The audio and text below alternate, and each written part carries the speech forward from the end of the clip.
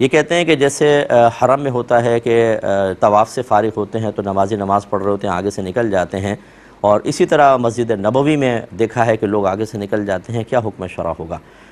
دیکھیں مطلب انتظار کرنا چاہیے، کیونکہ نبی کریم صلی اللہ علیہ وسلم نے ارشاد فرمایا کہ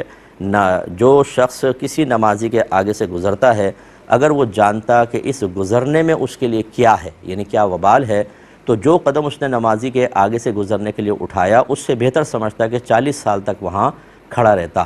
ٹھیک ہے نا؟ تو اس لیے یہ گناہ ہے، سمجھ لیجئے کہ نمازی کے آگے سے نکل جانا۔ لیکن بڑی مسجد ہو تو 3 صفوف کے آگے سے آپ نکل سکتے ہیں، لوگ کیا کر رہے ہیں ان کو چھوڑ دیں، آپ نے کیا کرنا اس کو دیکھیں، اور فرض کر لیں کہ اگر آپ 3 صفوں کے آگے بھی نہیں نکل سکتے، کنجسٹ بہت ہوتا ہے بعض اوقات، تو پھر جو اس نمازی کے آگے سے گزر رہا ہے آپ اس کی جیسے گزر رہا ہے تو آپ اس کی آڑ میں نکل جائیں۔ یہ آپ کو احتیاط بہرحال کرنی ہوگی، تو آپ گناہ گار نہیں ہوں گے، وہ گناہ گار ہوگا، اور آپ کو اس کو زبردستی دھکا تو نہیں دے رہے کہ پھر آپ بھی گناہ گار ہوں۔ تو یہ اجتناب کریں، اچھی طریقے سے خیال رکھیں، وہاں قانون شرع بدلے گا نہیں، ویسے رہے گا۔ ایک مختصر بریک لیں گے، ہمیں یقین ہے